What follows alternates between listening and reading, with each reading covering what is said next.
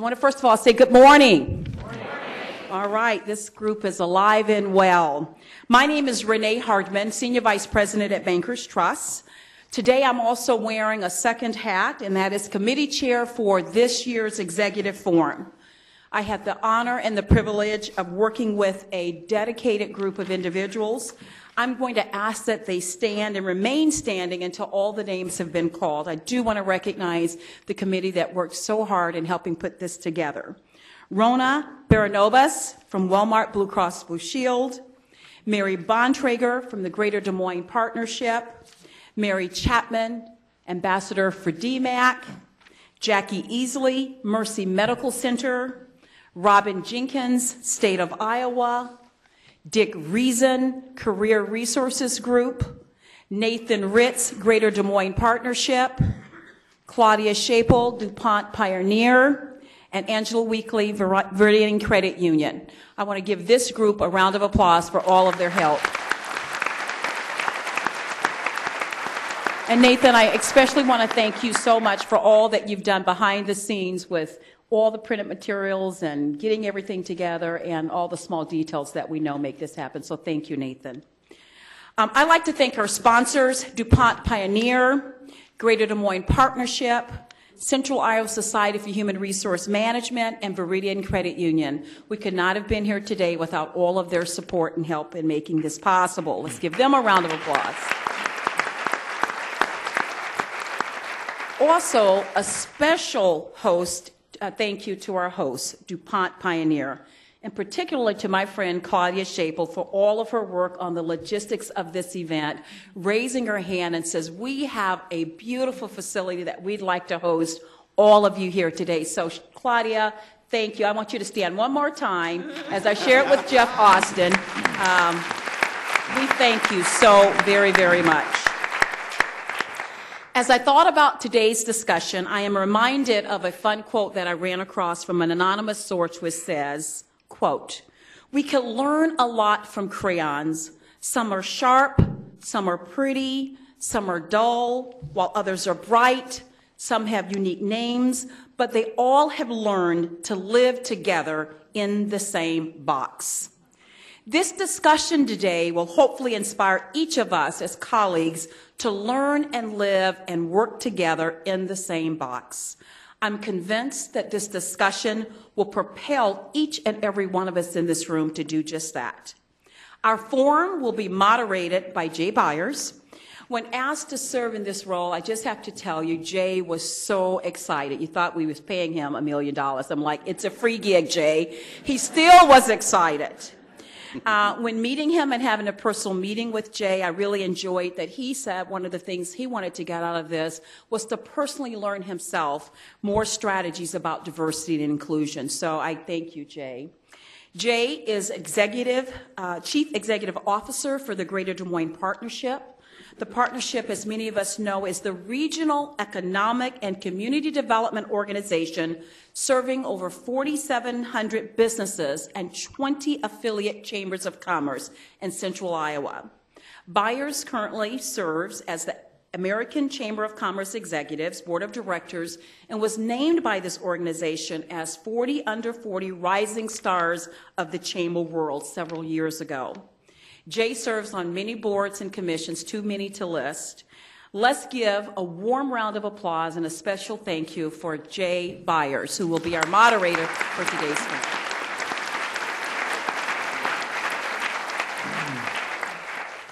Well, good morning, everybody. Thank you, Renee, for that warm introduction. And Renee is exactly right that I was very, very excited and humbled, to be honest with you, to be asked to help moderate this discussion with this very esteemed panel, and really appreciate all the work that the committee has done to organize this. Appreciate the Partnerships Diversity Committee for all the work that they do. And again, really to thank DuPont Pioneer for hosting this. I know Paul Schickler couldn't be here today, but for those of you who are with DuPont Pioneer, make sure to thank him personally on behalf of us for hosting today. This is a great room and a great facility that really embodies some of the cutting-edge issues surrounding diversity and inclusion that we need to be thinking about moving into the future. I also just want to thank Claudia again for her work. Claudia is my personal advisor on all things Brazil, and I've been there a couple of times, and she was great in advising me on what to do and not to do, so thank you for that too. So the mission of the Executive Forum on Diversity is to share perspectives on workplace strategies and actions that recognize and value differences, resulting in inclusive cultures. Again, I mentioned some thank yous. I do want to specifically mention our staff who works day in, day out on these issues, who are with us today. Mary Bontrager, again, who is our Executive Vice President of Workforce Development. And then specifically Nathan Ritz, who has done an amazing job in his short tenure at the partnership, really focusing our strategies on this. I do want to share, Nathan was on the front cover of the Business Record. So it's a really great article too, and so I just went out and talked with Nathan about just how great a job he did in terms of articulating those issues on behalf of the region. So again, take the time to read that. There's some really great information in there. And again, congratulations to Nathan for all his great work. So people often ask, why is diversity and inclusion so important in the Greater Des Moines Partnership? And there's lots of reasons. I'm just going to mention a couple right now. First and foremost, vibrant and inclusive regional economy provides career opportunities, revenues to businesses and communities, and opportunities for all community members to connect, live, learn, and to thrive. And building diverse and inclusive communities is also significantly increases the innovation and creativity throughout Central Iowa, and that's absolutely critical for us to be successful as a region moving forward. And again, sitting here in DuPont Pioneer, as companies and Central Iowa continues to be more globally connected, we must continue to focus on creating a welcoming environment for international workers, for international companies, and for clients. So all those are very, very important reasons why we spend a lot of time focusing on diversity and inclusion at the Greater Des Moines Partnership. And I'm just going to mention some of the things that we do. We have the, what used to be called the Diversity Award, which is now called the Inclusion Award. We give this award every year at our annual dinner. This is the only award that we give at the annual dinner. That's because that's how important it is. And our annual dinner this year in January, we'll be doing that again under the new name of the Inclusion Award. And we had a large number of applicants this year, so we're very, very excited about that announcement coming up in January. We also share best practices and educational opportunities through quarterly webinars, and we also have a number of forum events, like this event like we're doing today. We also connect an inclusive workforce through a number of multicultural receptions throughout the year. The next one will be on February 27th at Nationwide, Allied Nationwide downtown. We also help sponsor and put together the Inclusion magazine, which there's copies that are out in the lobby. I believe our next edition will be in 2014, so look forward to that, and I'm sure a number of you in this room will probably be featured in that publication as well. But that's been a nice publication to, again, highlight the importance of diversity and inclusion in Central Iowa. And then also the regional vision plan that the partnership is actively involved with, Capital Crossroads, has a number of different strategies to help us move forward in terms of inclusion and diversity. So those are just some of the things that the partnership works on. So without further ado, you didn't come here to listen to me talk. We've got an amazing panel. And what we're going to do is I'm just going to introduce them very briefly. You have their full bios in your packets, and I'm not going to read through all those. But I'm just going to go through and introduce them first, and then we'll kind of dive into the discussion. So first up, next to me, we have someone who I'm sure most of you know, maybe all of you know, Suku Radia, who is the Chief Executive Officer and President of Bankers Trust. This is a position he assumed in March 2008. Bankers Trust is Iowa's largest independent community bank. As you know, Suku has an endless list of community accolades and involvement. I do want to specifically mention and recognize Suku because some people don't know this, but the recent announcement with the Solheim Cup coming to Des Moines, which is absolutely huge. Suku quarterbacked that thing from start to finish, and in terms of positioning Central Iowa as a global powerhouse, it's a huge step forward. So Suku, thank you for that. Big deal. And Suku also is a past chair of the Greater Des Moines Partnership and currently serves on our board and executive committee as well. Just a couple other things. He's received the Glanton Scholarship Award, the Iowa Council for International Understanding Passport to Prosperity Award, and has been inducted into the Iowa Business Hall of Fame. Suku, thank you for being here.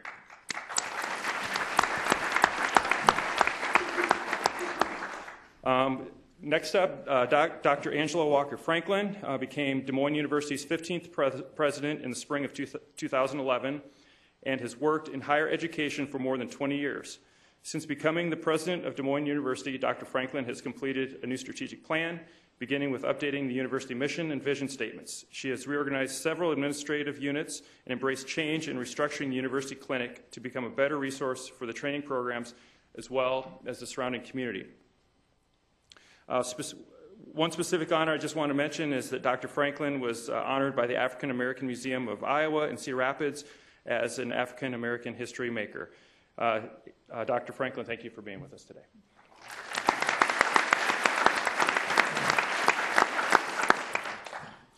Next up is Fred Buie, who is also and I should have also mentioned Angela is also a member of the Greater Des Moines Partnership Board as well, as is Fred Buie, our next panelist.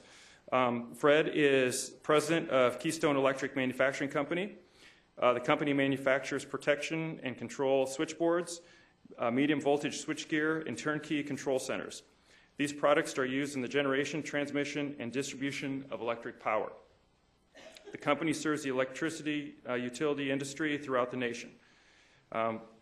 Fred is also past chairman of the board of directors of the Iowa Association of Business and Industry, and he currently serves on the board of DMAC, the Community Foundation, as I said before, the Greater Des Moines Partnership. So Fred, thank you for being with us today.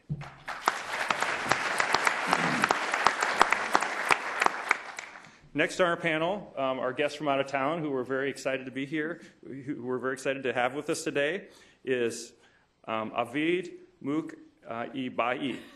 Close? Close. All right, thank you. She is the Senior Executive Vice President of Consumer Lending for Wells Fargo and Company and is responsible for the Consumer Lending Group, which includes auto finance, dealer services, education financial services, home mortgage, and home equity, personal lines and loans, retail services, consumer credit card, and rewards and enhancement services. She leads more than 70,000 team members who serve more than 33 million households. She has been named one of the most powerful women in banking, as well as one of the top 25 women to watch by U.S. Banker and American Banker magazine. So again, thank you for being with us today. We look forward to your comments.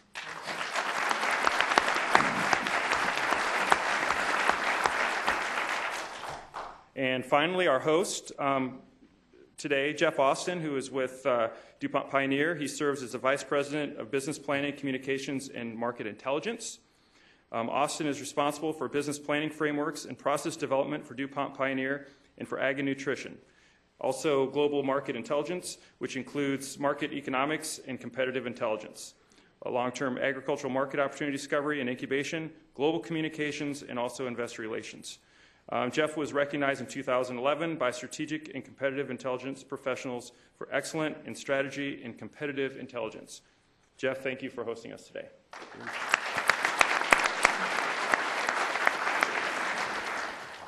So now what we're going to do is we're going to ask each of our panelists, and we'll just go in order, starting with Suku, just to talk a little bit about why diversity and inclusion is important to their companies and organizations and some of their big picture strategies that they use to implement these strategies.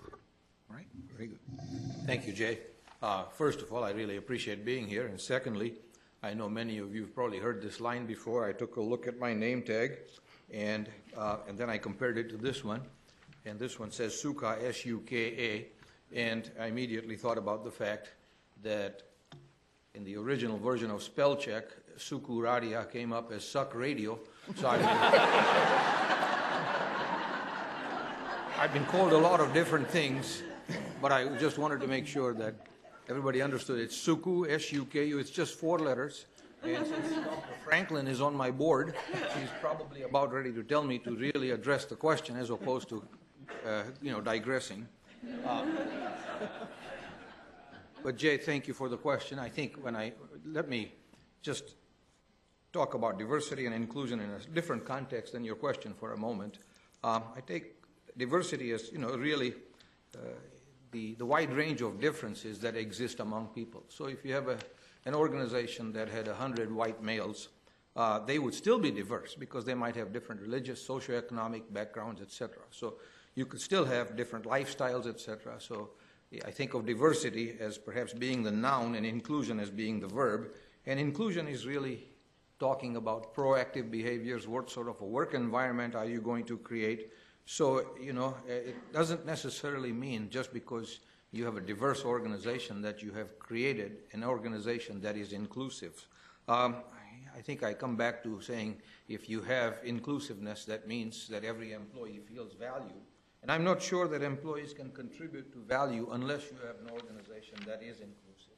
So, just making that clarification, because that's how I look at this in the context of Bankers Trust. I think it's awfully important for us as an organization. We are a community bank, and that means that we truly do care about the community with our philanthropy, with our volunteerism. And I can't sit here and tell you that I necessarily look at the ROI, but I look at it from the standpoint of the fact that this is indeed the right thing to do for an organization like ours. As a community bank, we feel very strongly about it. Approximately 20% of our workforce is comprised of minorities, and about 70% is comprised of women, and we're very proud of those. So we do indeed measure those metrics because we feel that we have an obligation to support the community in a way where we truly set the tone from a diversity and an inclusion standpoint. So that's how I look at it, Jay. Thank you. Dr. Franklin? Good morning. It's a pleasure to be here with you this morning. I will sort of take an approach to answering the question from the vantage point of a new president arriving in a campus community that with the demographics in Iowa and also at my university, not being that diverse in terms of the true definition of the broad sense of diversity. One thing that was really interesting for me as a newcomer here was a real sense of community on my campus, but very little appreciation for the broad sense of how you define diversity and how you create a diverse and inclusive environment. Not that our institution wasn't open and receptive to the idea, but not having good understanding of quite how to do it. A real sensitivity and a concern about it, but not really knowing strategy. So as a newcomer, I mean, most new college presidents come into a campus community and start about strategic planning, a new mission and vision statement, and as most new presidents do, I came in with the same mindset. What was most important for me as a newcomer there was to get us as a 115-year organization to think about who we are and where we're going. And one thing that came in those early conversations with my campus community was a sense of, well, what is it that defines Des Moines University, and how do we see ourselves? Why do we exist as an organization? And given a long-standing track record of excellence in health sciences, and for those who might not realize, Des Moines University has been around for 115 years, but we've only been called Des Moines University for the last 15 years. We had several other names. We were the Osteopathic Medical School in Des Moines. We were UOMS. I mean, there were a number of names that we had prior to my arrival here. But one thing about taking a 115-year-old institution with a success in health sciences to get it to start looking at itself and define who it is and who it wants to be in the future, there's a process of deciding first, why do we exist? Those early conversations about why we exist helped us to crystallize a new mission statement. Of course, as a newcomer, I have very strong opinions and feelings about having a diverse health professions workforce. There are a lot of feelings about that on our campus, but just, again, back to the point of strategy. So we redefined ourselves. We called it sort of recalibrating our mission. So we created a new mission statement. This was a campus-wide effort that talked about who we are and why we exist. And our new mission statement captured in a nutshell a sense of having a very diverse community of healthcare providers. So our new mission statement essentially says we exist to improve lives in our global community by educating diverse groups of highly competent and compassionate healthcare professionals. That began the conversations around, well, if that is the case, if that is why we exist, how do we create a culture and a community and foster the next generation of healthcare providers? There is a lot of confusion in terms of higher ed and diverse communities and what's affirmative action. There are a lot of efforts against diversifying educational environments. And that was a challenge on my campus in the beginning, a lack of understanding and appreciation for what it means to develop a diverse workforce, especially in terms of healthcare. We made it an institutional imperative. It became a necessity. Just as technology enhancements was a necessity, becoming a diverse and inclusive environment became an institutional imperative, which then allowed us to create core values for why we exist, what our guiding principles are, and boil that down into 5 core values, with inclusion being one of those. So the whole focus for us has been transforming a community of scholars with a focus on academic excellence, but having a real appreciation for what it means to be able to take care of the healthcare needs of the citizens we serve and have an appreciation for it. So what grew out of that was a strategic plan that focused on strategy. For the first time, strategy that has now a diversity plan. How do we get there? How do we recruit a diverse student body? How do we recruit a diverse faculty and staff? And then how do we make it a reality? So there are a number of ideas that I can share with you as we go through the conversation today about how best to do that. But we've been transforming a community. Good morning. Thanks for having me. At Keystone, my quest for a diverse workforce is driven by 2 things. One is I'm a minority business owner, and I decided immediately that it was important to me that our workforce represent the community that we draw from. Secondly, being a manufacturing company in a non-manufacturing town, I had to look strategically at where are production workers going to come from, and where are the growing communities, and what do we need to tap into?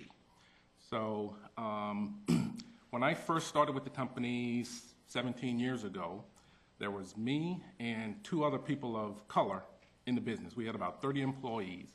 Today we have about 70 employees, and 55% are minority, about 45% are white. And it breaks down, the largest minority are Asians, about 36%.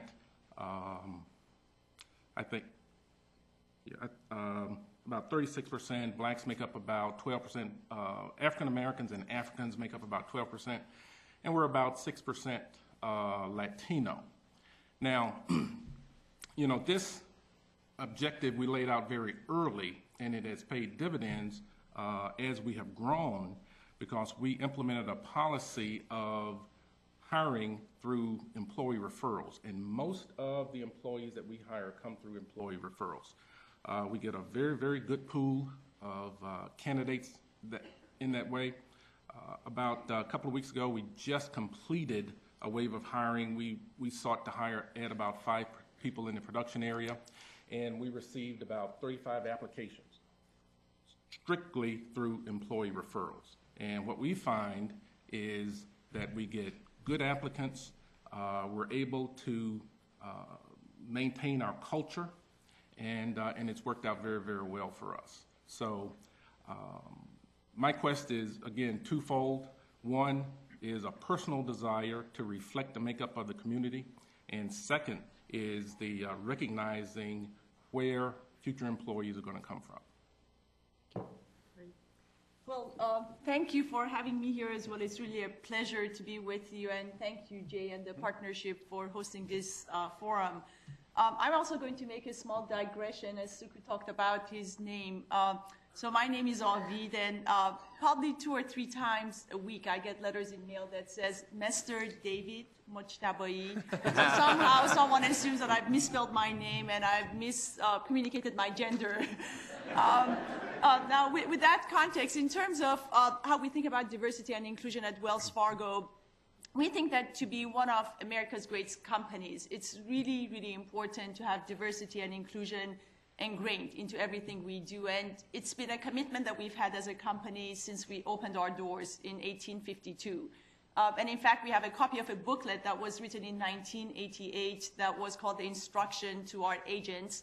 And in this booklet, there's a lot of discussion and talk about the fact that our customers are very diverse, of different ages, of different genders, of different ethnicities, and it's so paramount that we serve our customers, all of them, with respect, and really ingrained in terms of how we think about diversity and inclusion. We've kind of like thought about it as a journey, and our thinking has evolved. Where we are right now is that we think of it as a very clear business imperative, that there's a very strong business case around diversity when you look at the purchasing power of all different segments, whether it's women, different ethnicities, different segments of the community. So there's clearly a very strong business case around diversity. But very important, it's also around a culture of inclusion where we want all of our 260,000 team members to feel that it's a place where they want to work, that they could be who they are, that they could realize their full potential. And also, as importantly, it's about diversity of perspectives. It's not just about ethnicity and gender. By having a very broad team member base that reflects and represents our communities, we are going to have very different perspectives and be a lot more innovative, a lot more creative, a lot more effective in serving our team members, our communities, and our customers. When we kind of like think about how we want to approach this, there's really 3 areas of focus. It's around team member outcomes, representation, recruiting, retention of our team members. It's around marketplace outcomes, awareness of Wells Fargo among different segments, is around market share across different segments, how we source what we purchase within Wells Fargo, diversity of our suppliers. And then very importantly, it's around advocacy. It's around how we represent ourselves in our communities, our reputation, how we work with our regulators, but it's also around personal accountability. And we really think that it's not just the work of a few. We clearly have a very strong leader in Jimmy Paschal, who leads our diversity efforts. Our CEO chairs our diversity council. Each one of our line of business leaders are very accountable. But we are going to make progress by having diversity be totally ingrained in our culture at all levels in our organization. So it's absolutely a top-down accountability, but it's around engaging every single one of our team members in diversity and inclusion, because ultimately a culture of inclusion is around how every single one of us interact with one another. You know, what's the tone of our emails? How do we respect one another? How well do we listen to one another? How well we are respecting all of our customers and all of our communities. So we really think that it's an integral part of who we are as a company and a very high priority for us. Thank you. Great. Thank you. Good morning. Again, welcome to DuPont Pioneer. It's great to see the interest this morning. I thought what I would do is just provide a little bit of perspective in terms of how, at the broader DuPont level, as well as DuPont Pioneer, kind of how we think about diversity and inclusion. And I think the first thing is the strategic context. You know, we've got a set of core values, 4 of those: safety and health, environmental stewardship, highest ethical behavior, and respect for people. So at the core of our business and where we start every day is the core values. And respect for people is foundational, and I think diversity and inclusion is an integral part of that. So that's the start. But strategically, you know, obviously it's part of a global talent management strategy around the world. We're in 90 countries. And so, you know, diversity and inclusion and how we think about that holistically from both an acquisition perspective, but also how we retain, develop, et cetera, is a core part. But I think, you know, maybe similar to what you had just mentioned, it's also around one of the competitive advantages that we feel like we have, which is deep market understanding, and that nobody really understands the markets that we're in better than we do. And that is understanding the market dynamics, but also understanding the customers in those markets. And you have to have, when you're doing business in 90 countries, that's a diverse set of markets and a diverse set of customers, and we've got to reflect that within the company. The other thing that's interesting, in many parts of the world, particularly in smallholder agriculture, women play a very key role in agriculture to a much larger degree than I think maybe what conventional wisdom might suggest. So it's a core part of what we're doing, and it's really very, very strategic. The other thing that I have a very personal interest in is the role that diversity plays in driving innovation and driving creativity. And at the core of that, and we've done some really interesting work with a firm out of London, that difference is really that catalyst, that you bring difference into the room in an inclusive way. You think about how engaging that difference, and that's really what is the spark or that drive of breakthrough thinking and really tapping into the collective capacity. So we're very excited, and this is a critical part. We've got some interesting things going on in 2013. Ellen Kuhlman, our CEO and chairman, has held diversity and inclusion up as a key objective for 2013. We've got a Champions Council that's been developed across DuPont. I represent DuPont Pioneer, and really driving for a revitalization, if you will, of our effort here and the importance of it. And it is, at the end of the day, about business. It's about driving growth and accelerating performance. So very excited to be here and a really critical part of how we think about our future and our future success at DuPont and DuPont Pioneer. Thanks, Jeff. Now we are kind of going to go into a series of different questions, and as far as the panelists are concerned, we're not going to go in any specific order, so whoever feels that you want to respond, just feel free to jump in. And out of courtesy for our signer, let's just make sure we just have one person talking at a time. and look forward to this continued discussion. So I already had a lot of great information that this esteemed panelist shared with us. So the first question is, what educational initiatives have been most impactful and have moved the needle on diversity and inclusion in your companies and organizations? You want to take a stab at that first? Dr. Franklin? Okay, I'll start with some of the new initiatives that we've started at Des Moines University. Being a health sciences university, there's a real interest in making sure that as we train the next generation of healthcare providers, they know how to function in a culturally diverse world. And cultural competency is one thing that's really important for us in terms of infusing these ideas into the curriculum. We are currently in a process now of embedding in all of our curriculum issues around diversity, from patient simulations to ideas about taking care of different populations of individuals, so that paradigm is actually a part of the curriculum. We have opportunities through a cultural competency series that our faculty and staff and students are all engaged right now. We had to go about a process of trying to get the right staffing in place. So we hired a director of multicultural affairs.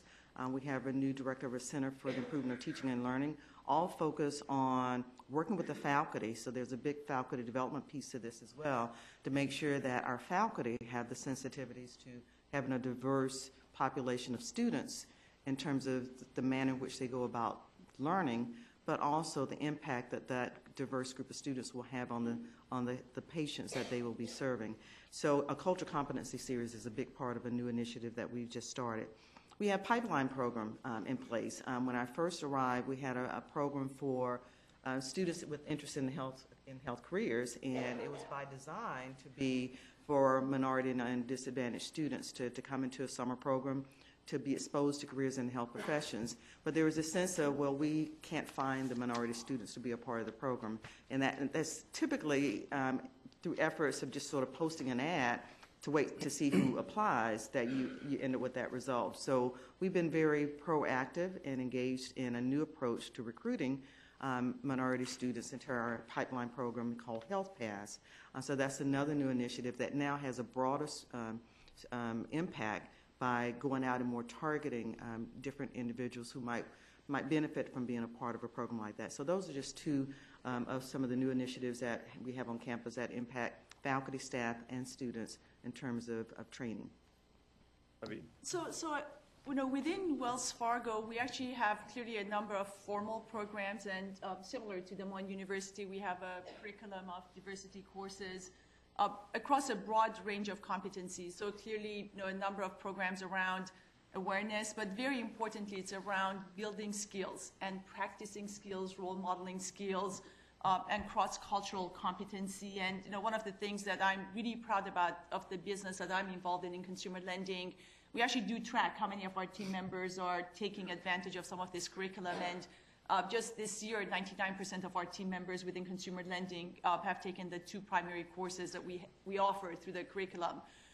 Another area of focus is around leadership development for our diverse leaders. One of our biggest challenges at Wells Fargo is when you look at our overall team member base, we absolutely represent the diversity of our communities. About over 35% of our team members are ethnically diverse, and over 50% are gender diverse. But when you look at the top levels and the most senior levels in the organization, our representation is not as strong. So within consumer lending, at the top 4 levels of the organization, slightly over 20% of our team members or of our leaders are ethnically diverse. So we have a number of formal leadership development programs that are focused around diverse leaders, and it's more about leadership, but with a culturally diverse perspective and lens around those programs. And we have 4 or 5 of those programs where we nominate our leaders in the pipeline so that we could help support them as they're developing their careers at Wells Fargo.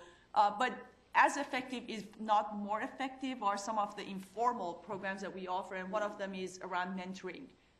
We do have a number of mentoring programs at the company level and then within each line of business, but actually about a week ago, the CEO of Diversity Inc. came to Wells Fargo and spent some time with our Enterprise Diversity and Inclusion Council, which is chaired by our CEO. And one of the key levers that he talked about was the importance of mentoring.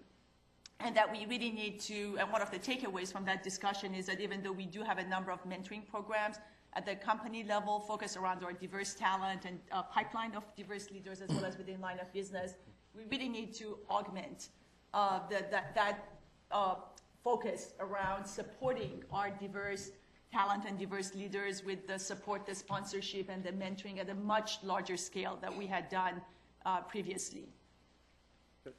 Maybe one thing I would add, Jay, that to this discussion, we actually get some really good training opportunities through our employee resource groups. Mm-hmm. So we sponsor a diversity week, and so examples like Chinese cultural training. China is one of our key strategic markets.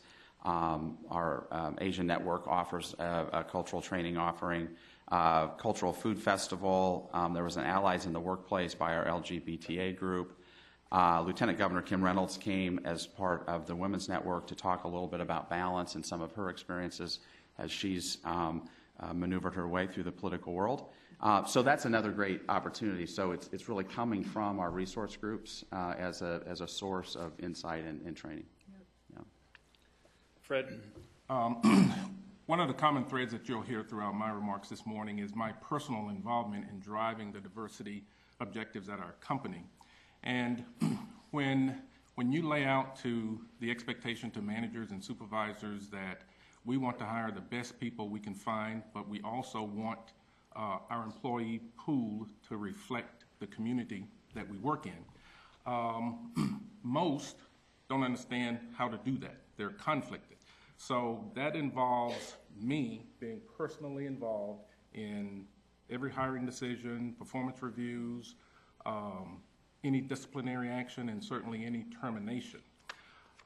What I drive my managers and supervisors to do is give every employee a fair opportunity to succeed. And in doing that, what that means is if a person is not meeting expectations, I want to make sure that their understanding of English is not the barrier. We need to figure out other ways to bridge that gap, to make that connection, and that requires some work. You've got production goals which have to be met. You have the people development expectations that have to be met. And when you're a first-line supervisor or manager, you're on the floor, you're in the heat of the battle, it requires, in my view, the business leader's involvement in helping guide you through that and helping those individuals make the right choices and the right decisions relative to that. So we don't have a formal education program, but it's more my personal involvement in day-to-day activities and decision-making and making sure that we're not finding good reasons for doing nothing. That's too easy to do, and it requires a lot of work, but it's worth the effort, and it's a necessary part of our business growth strategy.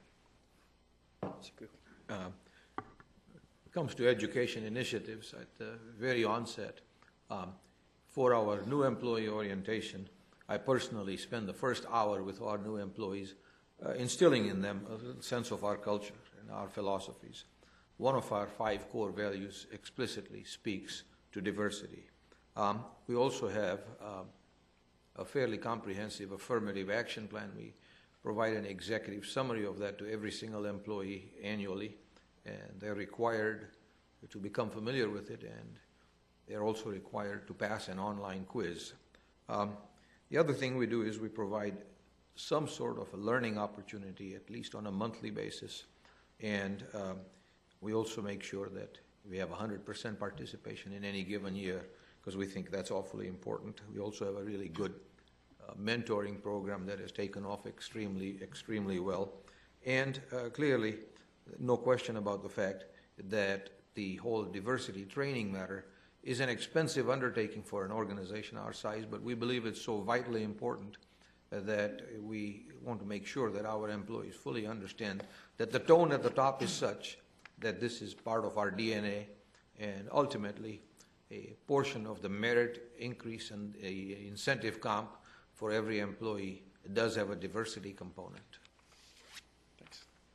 Just for the record, since we at Des Moines University, and I'm sure the panelists would probably agree with this, that we have a very broad definition of diversity, which would include the LGBT community.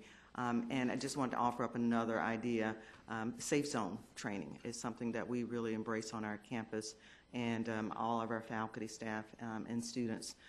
This is pretty much driven by the student body, as you would not be surprised to hear, but we now have faculty and staff that actually go through our safe zone training, which is offered twice a year, and we really encourage and foster treating people with respect and feeling safe and comfortable in the environment that they live in.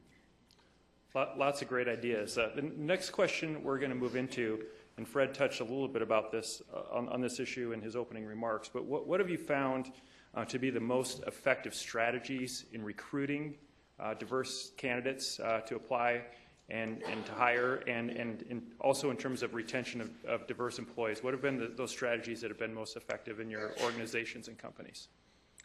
Well, I'll open up with that. As I indicated, we do most of our hiring through employee referrals, and that has, once we kind of broke the ice, and we brought in our first Asians, we brought in more Latino, more diverse people. When you go to those communities or to those employees and say, okay, we're looking to hire 4 or 5 new people. Do you know anybody? You know any good folks looking for jobs? And what you get from those employees are the best of the best.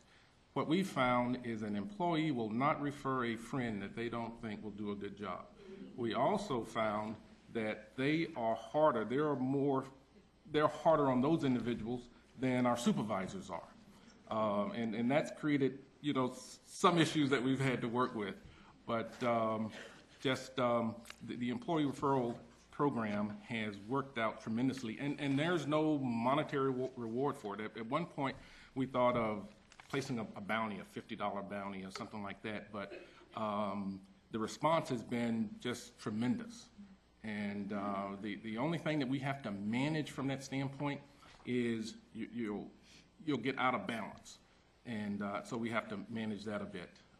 And when I say out of balance, you start getting applicants coming from one community or another community, and we've got to try to maintain that balance.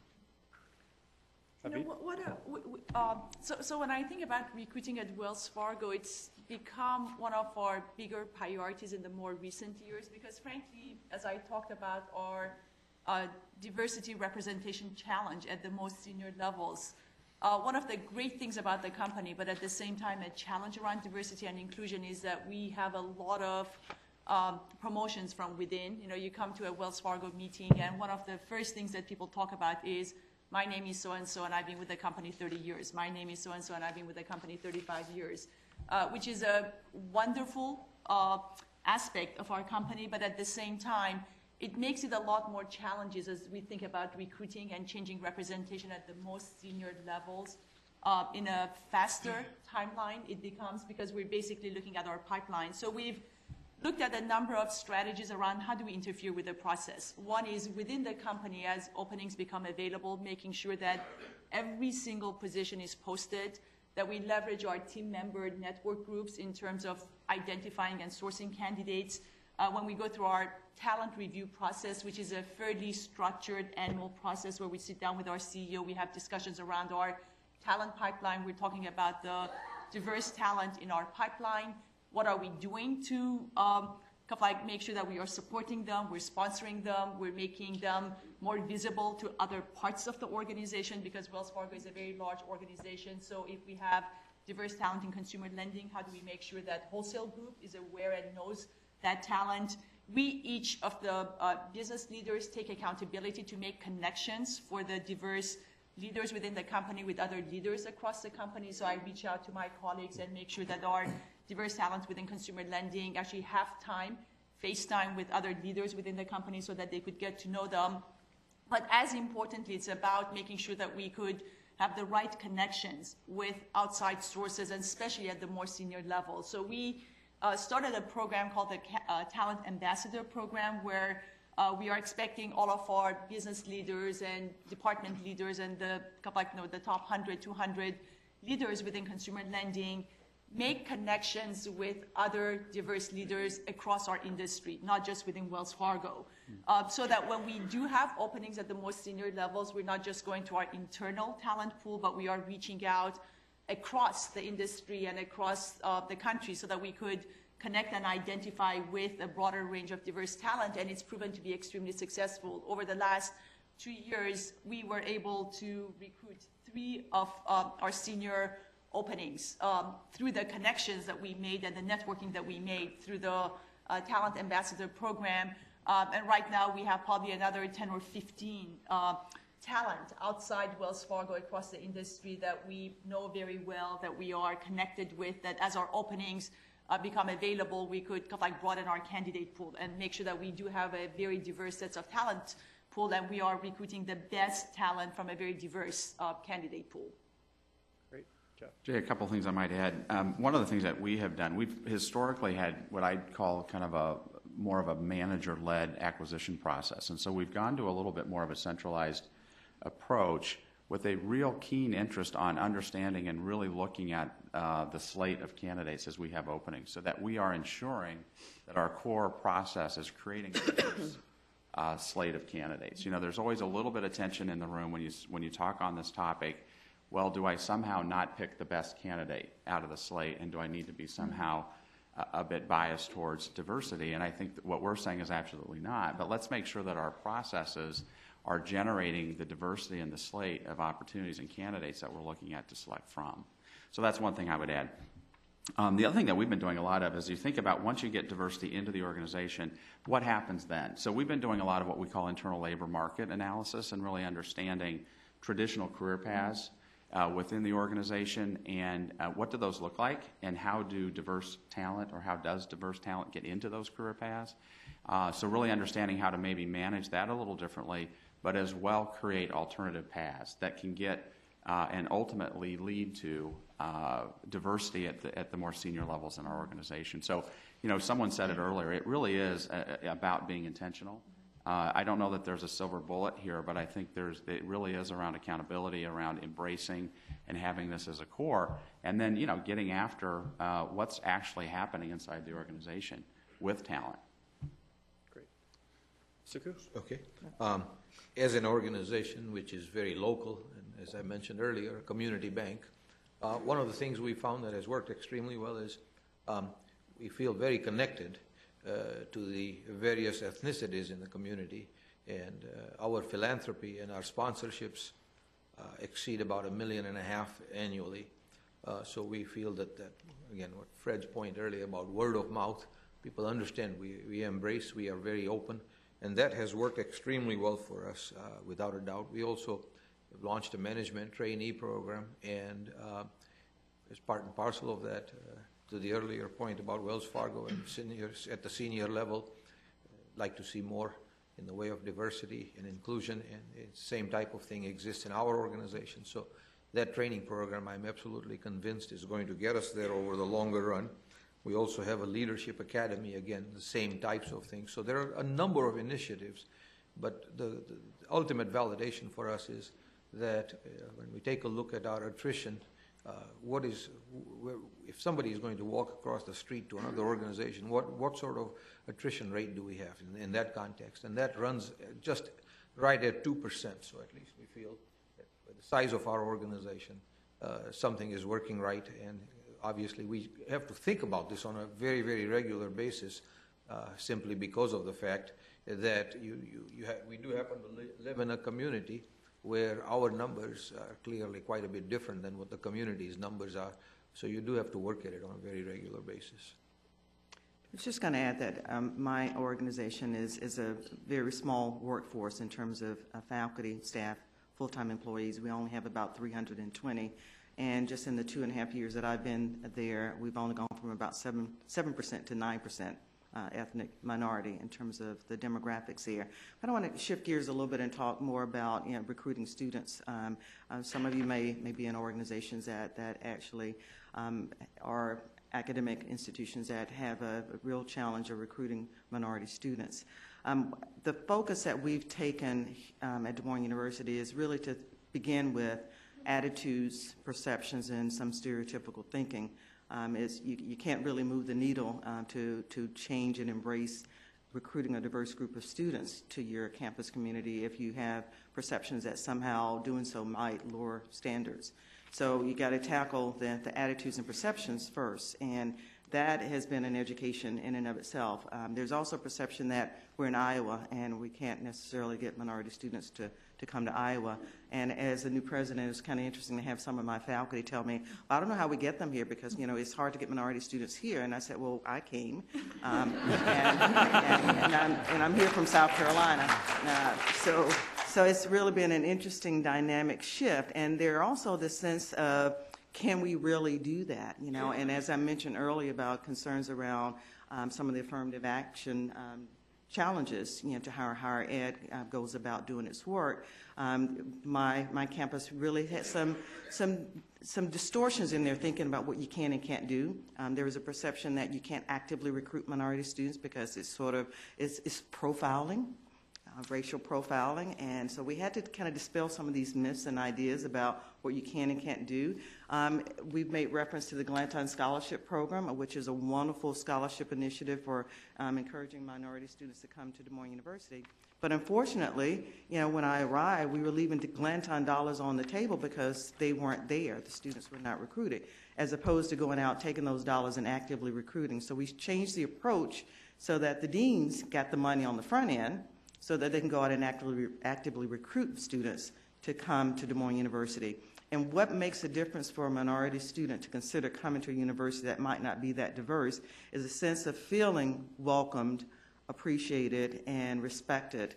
And also to dispel this idea that if you come to our campus community, somehow you're not going to be able to survive and achieve. So we've changed the thinking on campus, and that's been a slow process as well to make sure that everyone embraces diversity, also welcomes the students that are coming, and has a real genuine appreciation for what their contribution can be, and a real confidence in their ability to succeed. Great answers. So this next question is a tough one. Both Dr. Franklin and Fred have kind of touched on this a little bit already. But how do you measure success with your diversity and inclusion initiatives?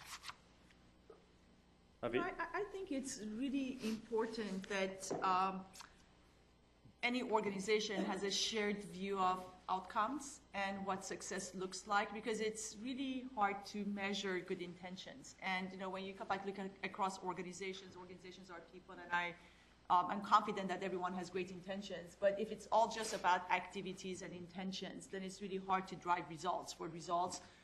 So I think it's really important to have some tangible, measurable results. And how we've approached it, I mentioned earlier that we think about 3 areas of focus for us, and we have measurements across every single one of those 3 areas. So one is around team member outcomes, representation, recruiting, how many of our open positions, what is a candidate slate? Do we have qualified, diverse candidates within our candidate slates? What's happening to our turnover? So a lot of what's the engagement of our team members across different multiple segments? So a lot of measurable results from a team member outcome perspective. A second area of focus is around marketplace outcome, and we measure specifically what is the share of diverse suppliers for the things that Wells Fargo sources, and very importantly, what's our share of diverse customers and brand awareness of Wells Fargo across different customer segments. And around advocacy, that's the one that's a little bit more difficult to have tangible, measurable outcomes. but we look at advocacy both within and outside the company.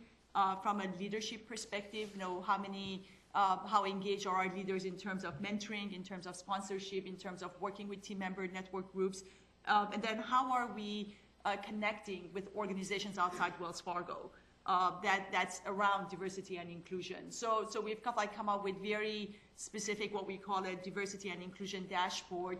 And once a quarter, every single line of business leader, we meet with our director of HR and our head of diversity to go over the dashboard, how we're making progress, what are the challenges. And then once a year, we sit down with our CEO on a one-on-one basis to have that discussion. But again, I think the most important thing is to be able to have demonstrable progress. Is really important to measure, because good intentions and just activities don't necessarily result in outcomes. For me, it's very simple. I walk through the shop and look at the faces. And,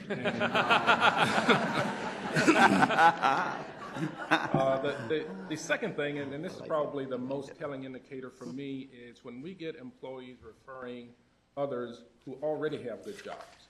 That tells me that we've created an atmosphere that's really inclusive, that people want to be a part of. And that's probably the most gratifying measurement that I've seen. I mean, one thing, Jay, maybe we're doing is a spirit survey. So we're doing some things where we're reaching out and asking, maybe in a little bit of the more intangible. I mean, what does it feel like to be a DuPont employee? What does it feel like to be at DuPont Pioneer? Do you feel included? Is there an engagement level? So I think it's tough, but we're really making an investment in really trying to give our, employees a voice, and not only to provide kind of a description of what it feels like, but also ideas, obviously. So that's a mechanism. Now, I'd go back to this common language around how we even define diversity. I mean, a place like DuPont Pioneer, as an example, I believe, being somebody that didn't grow up on a farm and maybe have the traditional farming background, we have a bit of an ag bias. We have people that come into the room, and so one of the first things we talk about after how long we've been here is, where did you grow up? Were you on a farm? That sort of thing. And if you didn't have a fairly healthy ag background, there's a little bit of, I'm not sure about that guy. So, it's real. So I think part of this is, when we talk about diversity, the industry you're in, the markets you're serving, I mean, I think you need to take some time and make sure that we know. I mean, I am a true believer that it really is, again, back to this kind of connection to what really drives innovation and creativity. It's really around differences of opinion and perspective and how you look at things. That ultimately, I believe, is the difference that really makes the difference and really drives successful businesses. Dr. Franklin? I was just going to add that for us, retention is another variable of success. I mean, a lot of institutions have just focused on the numbers, just getting them in, but what's more important for me is to make sure that our students actually complete the curriculum and go out and become successful in their careers.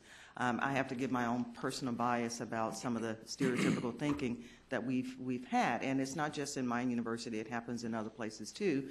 I think right now, since we have some new people in our enrollment management office who are actually working with the faculty on more of a holistic review of candidates for admission into our medical school, what's really gratifying is to see that through some just concerted efforts to recruit a diverse population of students, we've been able to demonstrate that there are talented students out there who will not change the numbers, and we don't have to lower standards. So my personal bias is to be able to see that those individuals that come to us, one, prove any myth wrong, the thinking that might be in the minds of some of the faculty and others that may think, well, we might not necessarily get a talented pool of candidates who will come and do well. The most gratifying thing for me is to see those students come, do extremely well, and become successful in their careers. So retention and also the outcomes of being able to be performing at the level as high as or greater than the average student is the most gratifying and variable of success that we have in terms of retaining a diverse group of students. Similar to what Fred mentioned, in my case, based on the number of offices we have, every single office has a posting as to the languages we speak, and we speak 30-some languages, so we prefer to communicate with the customer in whatever language he or she desires. I think that's pretty important for us. Our retention, as I mentioned, is very, very high. So we think that's another validation. I think the other thing, of course, just speaking a little bit about the future, the way I look at this is, we are sooner than later going to become what I would refer to as a majority-minority nation. Like it or not, that's where this country is headed. So knowing that means we're probably going to have to interact with the customer in a different way than what we might have historically. And if you think about the way in which you're going to interact with the customer and the type of thinking that's going to require, if you have 5 people who sit on a committee to make a decision, and if you have 5 diverse viewpoints, I think ultimately the decision you're going to arrive at is a lot better than the decision you might arrive with 5 people who look alike. So I think all of that we take into consideration as to how we make the important decisions, but we really do think about the future along those lines. Great answers. We are now going to move into the question and answer portion. I've got a whole list of questions if people don't have questions. I mean, I can sit here and ask you guys questions all day. This has been fantastic. But Jeff, I did want to mention real quick that I don't know if you knew this or not, but I did used to work for Pioneer at one point. Oh, you did? As a detasseler. Oh, okay. I'll do a little investigation on that, Jay. And I also rogued, too. Most people don't even know what roguing is. So, before we go into Q&A, and we do have some microphones here, this room is probably small enough where we might not need to use mics if you speak up loudly. But for those of you who are active on social media, and I'm hoping a lot of you are, feel free to use the hashtag DSM inclusion if you want to talk about this panel and the discussion we're having today and the importance of it. So with that, again, panelists done an awesome job so far. I know I've learned a ton, and again, thank you for everyone who took the time to be here. This is a record crowd, and so now we're going to open it up for questions and some more great answers here. So does anyone have any questions? What is the advice for a new ERG diversity and inclusion to be connected with senior management to make sure that inclusion and diversity play a key role in the company? Anyone want to tackle that first? I'll take a shot. So again, I always think about a culture, and inclusion is about the culture of an organization, is not necessarily what a CEO or group heads or others say. It's about personal accountability at all levels in the organization. So if we don't like a culture of an organization and we don't think there is enough inclusion and diversity, it's one that we could each make a difference. So my biggest advice is get involved, get engaged, and organizations, all of the organizations that I'm aware of, there's always a way. So within Wells Fargo, we have some formal ways to get engaged, like our team member network groups, where they're really around grassroots engagement and a lot of connectivity, a lot of networking, a lot of great activities. So that's one great way. Another one is all the resources that are made available to our team members around training. It's about wanting to participate. We can't force our team members to have mentors, but it's about wanting to participate in all that is becoming available, surfacing ideas, putting them forth. So I would say just get engaged at all levels of strategies and involvement. Yeah, I would just add, I'd just say be bold and be proactive. I think most senior leaders would welcome, the engagement, and then sometimes the mechanisms aren't always there. I think maybe there are times when some of the resource groups are a little hesitant maybe to raise their hand, try to get on a calendar. I'd say go for it. And I think there might be more receptivity than you think. Anyone else? Okay. Yes. Good morning.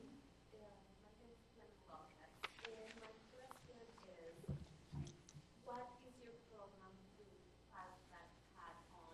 Because we know that a lot of times the programs are what the people are, and when they are gone, usually those programs die. What are you doing to keep that going after you cannot do it anymore?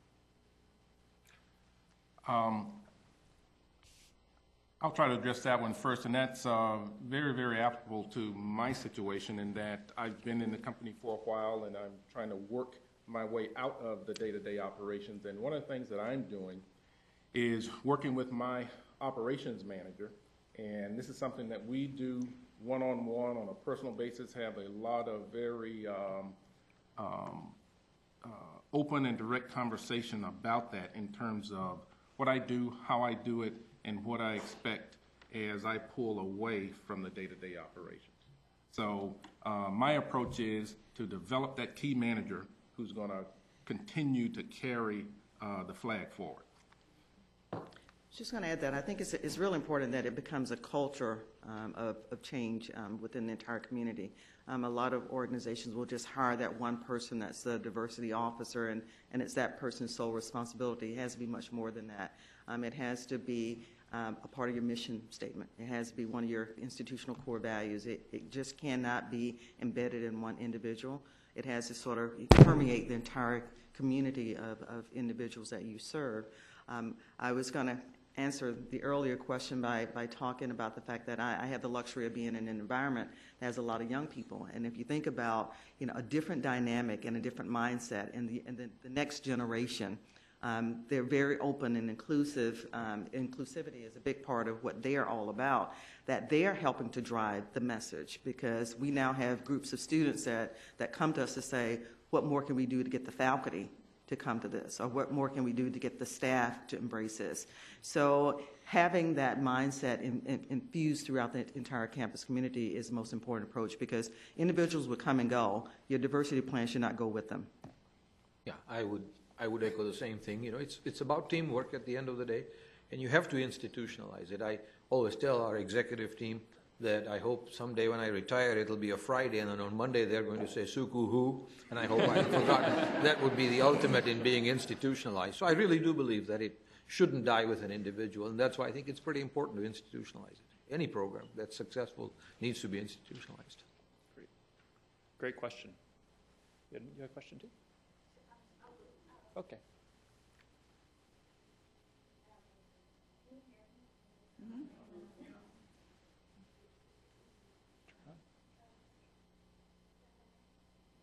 Sorry. Okay, well, I'm sure you guys can hear me. Thank you so much, Mr. Paul, for coming here today. I'm having a great time listening to you and your advice on diversity and inclusion. My question is around the time frame. Many of you spoke about wanting that diverse and that inclusive environment in your company, and eventually looking at that leadership role within the diverse community in the middle management of the How long is that going to take? Is that a 5-year plan, 10-year, or is that something else? Great question. Maybe I could start by sharing some perspectives. I absolutely think it's a journey, so it's not one that, you kind of like start with 20% representation and you're at 30% in 2 years. But I think the most important thing is progress when you think about the representation at all levels at the organization, and there's a number of factors. So clearly you need to build the pipeline, you need to support the pipeline, you want it to be sustainable. You don't want any of the myths to kind of like perpetuate. So the way we think about it is really a journey, and it's all about progress, than necessarily getting to a specific number by a specific time frame. I would agree with that. I would say, though, that at least today, and again, partly driven from really Ellen on down, we're being a little more differential in terms of our leadership roles and getting much more actively involved as a senior leadership team, and at times making some decisions around maybe external acquisition when we have some candidates that are perhaps non-diverse that might be ready for the role, but because we've got an intention of maybe moving or accelerating some of the areas of representation a little faster. So I would say that it is a journey for sure, but I think that there's also an opportunity, and we feel pretty strongly that if we're going to attract folks into the organization that are diverse, that our leadership needs to represent that. And so, to credibly say that it's something that's important to us. And so we are doing some things, I would say, to accelerate what would be the maybe normal process because of career paths and that sort of thing. Great. Next question. Lower this quite a bit. So good morning to the panelists. Thank you for your words and thank you to the organizers. My name is Shantavia Johnson, and I have a specific question about something you mentioned, Dr. Franklin, which is changing attitudes and perceptions and talking about creating diverse communities and how you specifically went about doing that at DMU. And if the rest of the panelists also have comments, I'd love to hear those as well. But specifically how you change mindsets of people when there are those negative perceptions about what inclusivity actually means. Yeah, that is a great question, and actually it's a work in progress. One thing that I think I've tried to do since I've been in my campus is to boil it down to a simple focus on respect and appreciation for others. I often cite the golden rule in terms of how we treat people, the way we would want to be treated. So if you think about the basic fundamentals of how people should respect each other, regardless of who they are, and start there and get everyone to focus on treating people as people, treating people the way you would want to be treated. So we start there, which is a little different than going at this idea of tackling or dispelling these myths about some of the stereotypes that might be out there or feelings and attitudes about differences in people. If you just think about it, we're all human beings and we're all here to do a job. We're all here, have aspirations in my particular area, but those students and others who want to focus on health careers. But begin at the basic level of treating people as you would want to be treated. So it's a slower process to do that. But along the way, you get people to finally, that light bulb goes off to say, well, gosh, this person is really no different than I am in terms of what ultimately we want to achieve. And once you bring down the barriers, of thinking people are somehow different than they are and that somehow their experience is different, then you can start meeting people and reaching people where they are. So that's been the approach that I've taken. And it takes a while to get people to change attitudes. Sometimes it's just experience of being with that individual, getting to see that, oh, they don't have a third eye, they don't have horns, so that they are treated as they would want to be treated. Thank you. Yeah, if I may also add that I think involved in those mindset changes and cultural changes is a lot of storytelling and communications. So leveraging every single opportunity to take those messages to all of our constituencies, whether it's our team members or students or whoever that play a big role in this effort, but really relentlessly keep reinforcing the message, holding people accountable, integrating it in your goals and in your expectations, holding people accountable, but continuous storytelling and making sure that it's top of mind. I might add one thing that Dr. Franklin earlier referred to this. There is a certain leading by example that helps tremendously. And a couple of years ago, I spoke before the Iowa General Assembly after, it was about 2.5 years ago, about the whole issue on gay marriage, and the Supreme Court had ruled, and the legislature was thinking about changing by going through a referendum and reversing what the Supreme Court had earlier done. And in that process, we lost 3 really great Supreme Court judges. I was very disappointed. Can't tell you that I was proud to be an Iowan, but when I stood there and spoke, I spoke more along the lines of tolerance. My family was evicted from Uganda by Idi Amin and lost everything. So I think I know a little bit about what tolerance and intolerance happen to be. So I spoke pretty passionately about it. There was not one other CEO standing next to me speaking about it. Interestingly enough, 2 days later, I had received over 120 emails, and 20 of those were from CEOs in central Iowa, and said, if I had to do it over, I wish I could have been standing next to you. And my reply was, there will be another opportunity, and you can count on standing next to me on that. So I do think there is a little bit to be said about just setting the right example. Hi, my name is Evelyn Rudich. I'm originally from Argentina. I started with the Waukee Community Schools as a lonely parent, the conversation about diversity many years ago. I can tell today that we're proud. We have a diversity committee. We had our first diversity potluck in January 8th. Good to see you, Suku, again. And we had our second potluck in October of last month.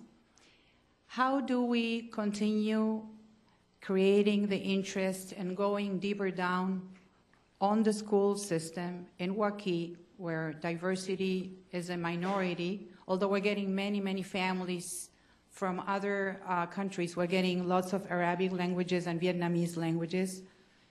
How do I create, as a lonely parent and with not so much support, the interest in our teachers, in our educators, and in the school district to try to explain them that this is an important matter? And this goes for Suku and perhaps Angela too, since you're in the education business. Thank you. Well, my short answer would be to go talk to Susan Bunz, who's a board member in the school system and is sitting there. I did already, Suku. I'm coming to the board next time. Oh, you have a wonderful superintendent in that school system, and I would suggest talking to David about this, because I do think, I understand the question, and I'm not trying to make light of it. I think it's a very important question, without a doubt, and I really do believe, as much as I've been involved in the Business Education Alliance, I think it's definitely one of those that it's going to take some time, but I really believe that the Board of Education and the superintendent are probably the best places to start. I was just going to add that it takes a champion. It sounds like you may be that person to continue to carry the banner and to begin to build a collective mass of other individuals with a similar focus and vision in that community. And actually, the more voices you have, the more impact that you'll have. So I think there are a number of things that you can continue to do, but obviously you're already being the voice of reason when it comes to your community.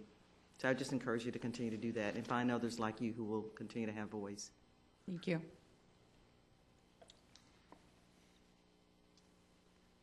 Thank you for being here. My name is Kathy.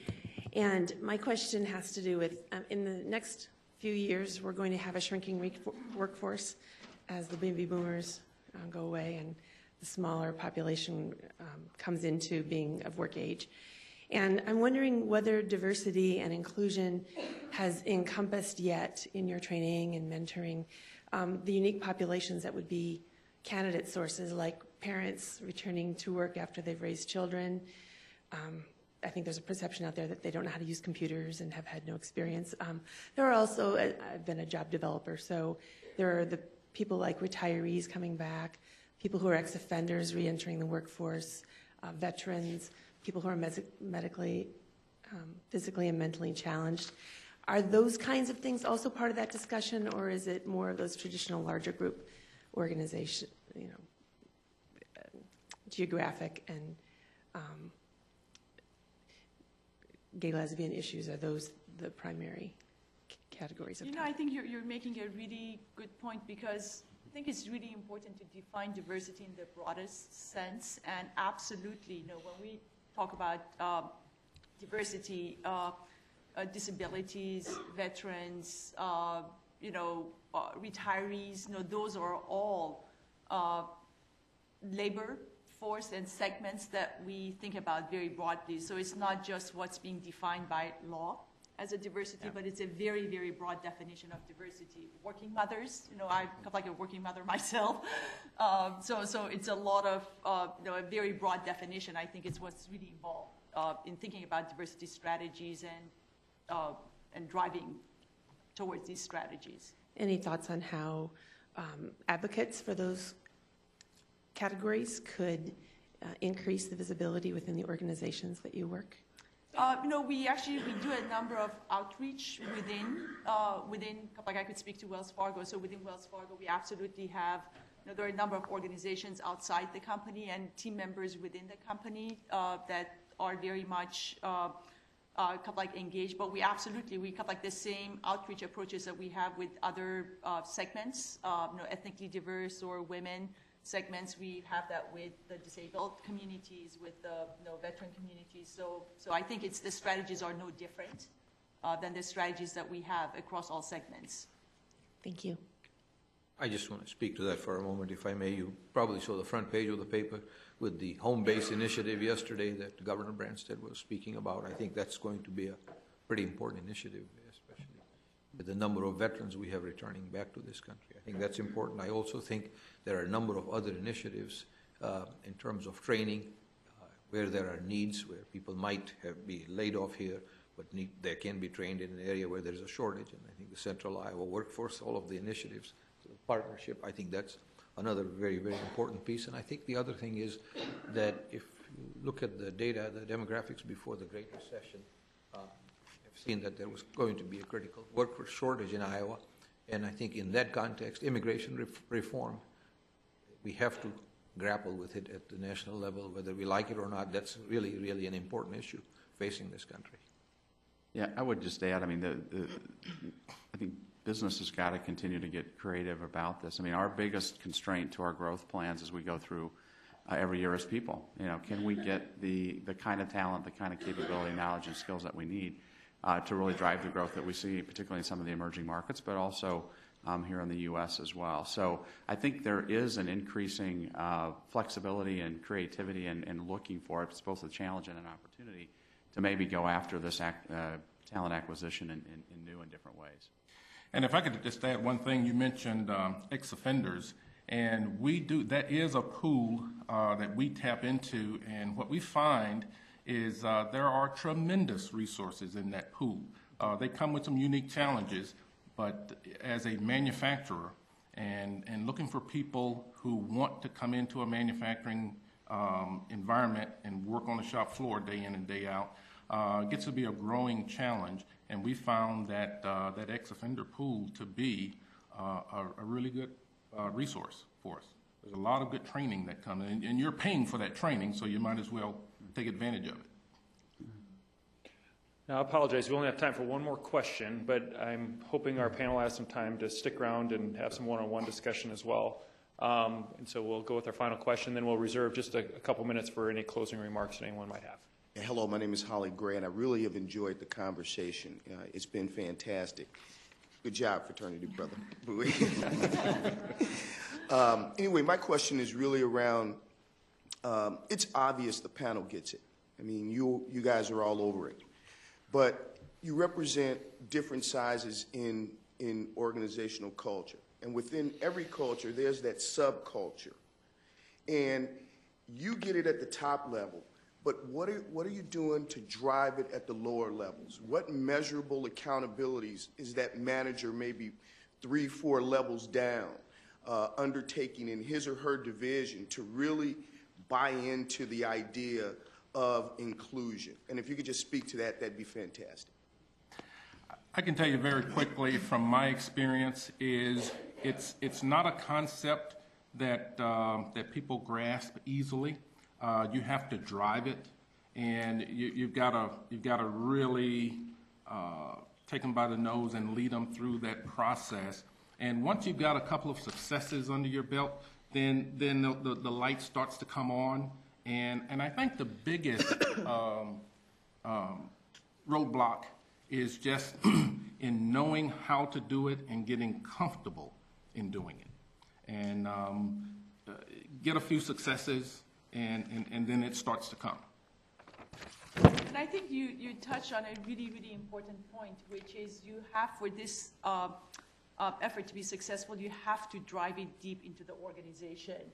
And I think the same levers that you use at any level in the organization can be used throughout the organization. So goal setting, having measurable outcomes, making sure that it's part of the performance review process, making sure that whenever we have job openings, we expect every single one of our managers one level up to have a discussion with the manager that has the openings, to review the candidate pools, to have HR partner with them to make sure that we are broadening our candidate pool and having qualified, diverse candidates in our pool. So all of those accountability measures that we use, at the line of business level, we have to drive that down throughout the organization. The goal setting, the measurements, the discussions, the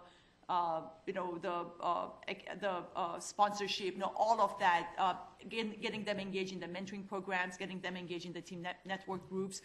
So I don't think the strategies are any different, but you just have to make sure that it's pushed throughout the entire organization. Yeah, I would say the same. I mean, we're doing things to, I think, help managers move forward in this space. I mean, there's training, there's communication, there's engagement. At the end of the day, it's about accountability. So we're bringing a lot more transparency to this issue, and we're setting targets, to your point, and we're holding people accountable. You know, in 2013, Ellen was sort of satisfied to say, let's all get this revitalized and get going. In 2014, it's our expectation there will be explicit incentives in the compensation plans for targeted managers. I think in the banking industry, probably have more staff meetings than any other single industry in the world, but at least that's how I feel. But my point simply is really every staff meeting begins with a discussion about one of our values, our core values. And as I mentioned earlier, diversity is one of our core values. So we do try to focus on it. It's one of those where you really have to think about it on a daily basis, without a doubt. You ask a really, really good question, and every once in a while I'll talk to one of our employees just to make sure that that conversation is indeed happening. I was just going to add that I think it's real important for every community to realize that there are people who don't feel comfortable talking about this at all. And it's okay to allow people to be in an environment where it's okay and be encouraged to talk about things that may not be comfortable. A lot of people will put up sort of a roadblock. I often find it interesting that people will say, "Well, I don't see color, and I don't discriminate." In a sense, believing that somehow gives you a pass, to say that, "Well, I don't discriminate, so that means I'm okay, right?" But it's better that we acknowledge the fact that we do see color, we do see differences in people, and it's okay, and have people to feel comfortable in their ignorance, which is kind of a strange point. But it's okay to acknowledge the fact that I just didn't know, I didn't understand, I didn't realize, I didn't understand how my saying that may have had a different impact on you because my world and my experience is not yours. So getting people comfortable enough to be able to share in experiences and to actually acknowledge the fact that they just may not know. Great. Well, we're going to move now into some just real brief closing remarks. Any final last words, and then we'll get you on your way here. I know everybody's very busy, but we'll start in reverse order of how we started. So, Jeff, you want to start? Sure. I would just close by, one, just thanking everyone for being here today. This is a great conversation, and I've learned quite a lot. I would just close with it's critical to our success. I mean, we see this as a critical element.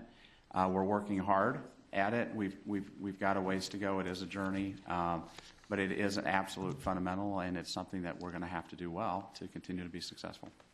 Yeah, and I'd actually like to echo what Jeff said. I think this is really important work because it matters at many different levels. It's important to clearly the success of our companies and what we want to accomplish, but very importantly, it's really important to every single one of our team members. And a great organization is an organization that every single one of our team members are engaged. They feel that they could realize their full potential, that they are being treated with respect, that they could be who they are, that they're actually, to your point, they could, it's not that they don't see differences, but they actually do see differences and they appreciate differences, they welcome differences. So it's really important work at all levels. And it's important for each one of us. We all want to work in organizations that respects diversity, that does great work in this space. So I think this work really matters. I'd like to close with and just share a concept that I believe very, very strongly in, and one that I think is important to creating an environment of inclusion, and that is the ability to treat different situations differently. And when I say that, HR people always kind of freak out, but I'll give you an example of that. We're a production operation, and we have a set progression, and over a certain period of time, you need to be at a certain level of production. You take one employee who's on the job every day, working real hard, and just not, they reach that first milestone, and they're not there. We have another employee who's same tenure, not producing, but the attendance is marginal, the focus is marginal, we just don't see the will in their eyes. And what I think you need to be able to make a decision to do is that second employee, we're going to cut our losses and let him go. This other employee who is really wants to do the work and something is just not clicking, we're going to put more resources on them. We're going to figure out where that block is and overcome that block so that that person can be successful. And I think it takes an effort, it takes a bit of courage on the part of a supervisor to make a decision like that and deal with some of the flack that comes back from it, from the employee base. And surprisingly, it's not been a whole lot. Employees who are on the floor working, they know what's going on. They know who's really working and who's not working. And I think at the management level, and I grew up in the General Electric company and very structured and, value doing everything the same. I think we do have to learn to treat different situations differently. Okay, Des Moines University is a small university, but has an amazing impact and dynamic in its mission. The people there that I now am honored to serve, get it. They've been sort of transformed over time, but what's most important, I think, is the final point, which is the approach we've taken there, is that diverse backgrounds, having an inclusive environment is an institutional imperative. There's just no other way to think about it, and that would be the one point that I'd like to make. Having never had an original thought in my life, I just always want to, when I talk about diversity, I like to close with a quote. And John Hume, Irish political leader, was receiving the Nobel Peace Prize in 1999. Quote I attribute to him, I thought it's very, very striking, and that is, diversity is the only thing all of us have in common, so why don't we celebrate it every day? Let's give these guys a big round of applause.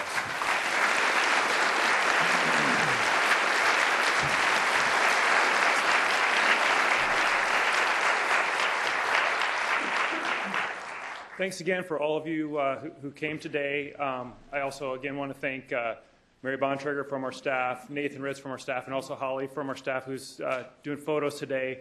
Anytime you've seen any great graphics come out of the partnership, it's from Holly. So anyway, thank you for all you do too. So with that, I want to turn it back on over to Renee for just a quick closing remarks. We're going to hand out some gifts to our guests. But again, I want to thank Renee because she probably doesn't know this, but she's been a mentor to me. So thank you.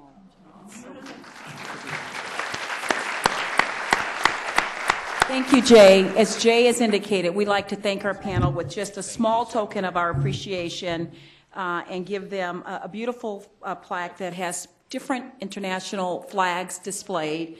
And it says, "Thank you for your leadership, Greater Des Moines Partnership 2013 Executive Forum on Diversity and Inclusion." We hope that you'll proudly display this, and it'll hopefully invite conversation about what this means and what you did to share your knowledge and wisdom with so many people that care about this issue. And Jay, we cannot thank you enough for lending all of your staff to helping us with this. Maybe not all of the staff, but key staff members toward helping with this project. They are great to work with. We are a team. You welcome us into your home every month to have our meetings. And there's just nothing that we ask them to do that they won't do for us. So we also want to give you a small token of our appreciation to say thank you for allowing us to work with your team and making this happen. So on that note, we'd like to say everyone have a blessed day, and let's go out and respect each other and treat each other the way we would want to be treated and embrace the differences. Have a wonderful day.